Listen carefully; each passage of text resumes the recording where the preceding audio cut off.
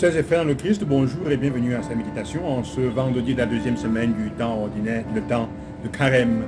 Autant pour moi, jour de jeûne et d'abstinence prévu par l'Église. Offrez votre jeûne, offrons notre jeûne et notre abstinence pour un projet, pour quelque chose de bien, pour aider quelqu'un aujourd'hui spécifiquement, mais aussi pour grandir dans la prière, comme un temps de prière. Les deux textes d'aujourd'hui nous présentent une situation intéressante. La première, l'histoire de Joseph, que son père aimait beaucoup parce qu'il était le fils de sa vieillesse, et qui sera vendu par ses frères.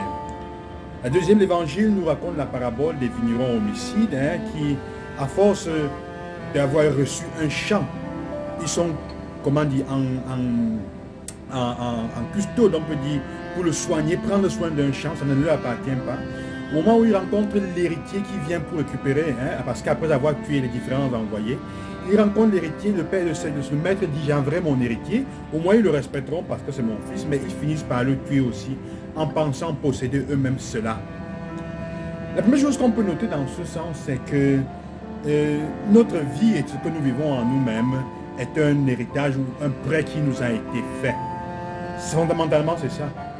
Alors, quand tu entends quelqu'un dire « je mène ma vie comme je veux, je décide de ce que je veux de moi-même », parfois on se demande si on a complètement conscience du fait que nous sommes un don. Notre vie est comme un champ qui a été donné en prêt, que nous devons restituer à la fin. Ça ne veut pas dire que tu n'es pas pourtant capable où ta vie est déjà destinée, est déjà définie d'une certaine manière, qu'elle ne t'appartient pas. Non, tes choix t'appartiennent. Mais ça veut dire en fait que est-ce que tu travailles vraiment pour le bien pour ton propre bien?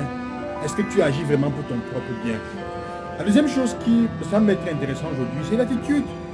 Et je me souviens que parfois dans certaines familles, quand le papa a son héritier, a quelqu'un en particulier qui vise pour le bien, il ne laisse pas la famille, il l'envoie loin. Parce qu'il ne veut pas en effet que l'amour qu'il porte pour lui, ou le choix qu'il a fait sur cette personne, devient un problème pour cette personne parce que ça crée toujours des jalousies. Les jalousies dans nos familles. Aujourd'hui, nous sommes invités avec l'histoire de Joseph à regarder la jalousie que nous portons dans notre cœur envers l'un ou l'autre de nos frères, de nos soeurs, ou même de nos cousins ou cousines qui a grandi avec nous. La première chose aussi, c'est que, parents, faites attention à vos parents. Quand vous mettez l'accent beaucoup sur un enfant, quand vous aimez un enfant au-delà de ce qui, on ne peut pas dire des autres, vous le montrez même. Vous aimez les autres, mais vous montrez que vous préférez quelqu'un. C'est là que vous mettez cet enfant en difficulté. Il faut faire attention dans ces situations. On ne vous demande pas de ne pas préférer quelqu'un parce qu'il est plus doté, qu'il est plus bien, mais de faire attention pour ne pas léser les autres aussi dans leurs droits. Mais surtout de rechercher à donner à chacun la capacité, la place qu'il a. Parfois en pensant faire du bien, en vivant simplement, en déversant son amour extrême sur quelqu'un parce qu'il semble être le meilleur, on lui a acquis des ennuis, même de ses propres frères.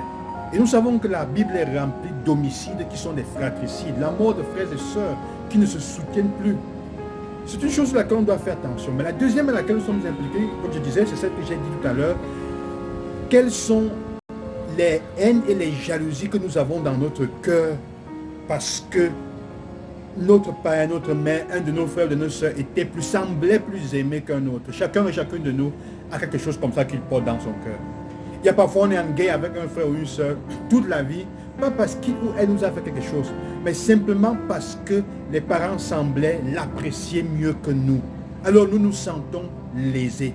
Il est temps, d'un certain point de vue, de reprendre en vie ta main, de reprendre en main ta vie, de reprendre en main ta vie. Ta vie est un don qui t'a été fait, est ton propre champ à cultiver, à prendre soin et qui doit porter des fruits différents de la vigne et de la vie de celui qui est proche. Les parents parfois font ces erreurs, mais nous ne pouvons pas. Il est temps que nous récupérions notre propre estime de nous-mêmes. Récupère ton estime de toi-même. La parole de Dieu dit cela aujourd'hui. Fais attention, sinon ça va te porter à vendre ton frère, ça va te porter à faire du mal à ton frère ou à ta soeur, à les vendre, à tenter de les tuer ou de leur faire du mal. Ou si tu appartiens à ces personnes qui ont été adulées et qui sont encore adulées par leurs parents et qui sont mis en compétition avec leurs frères ou leurs soeurs, dis à tes parents, arrêtez, ce n'est pas le moment. Mon frère ou ma soeur a aussi des capacités que je n'ai pas. Si vous êtes capable de les revoir et de les retrouver pour pouvoir chercher comment se réconcilier, ce n'est pas facile, Mais c'est ça à quoi nous sommes invités en ce temps de carême. Et c'est ce que je vous propose pour ce temps, pour ce jour, pour ce vendredi spécialement, de vous regarder quelles sont les jalousies que nous avons dans notre cœur, qui ont été provoquées parce que quelqu'un autour de nous a toujours passé le temps à mettre en réserve, à aduler, à apprécier quelqu'un plus que nous-mêmes. Faisons attention à ne pas laisser ce genre de sentiments grandir dans notre cœur, parce qu'il finit par faire de nous des homicides, des tueurs de tous les points de vue, de tous les points de vue. Et il s'agit aussi de restituer à Dieu ta vie, de restituer au Seigneur ce que tu es, les bonnes choses qu'il a mises en toi, de les lui restituer, comme un intendant à qui on a remis un champ à soigner. Ça t'appartient, c'est à toi de faire ce que tu veux. Il demande seulement que tu produises du bon fruit, un fruit qui dure pour le bien des autres, pour faire participer aux autres. Loué soit Jésus-Christ qui nous aime. À demain et bon vendredi encore.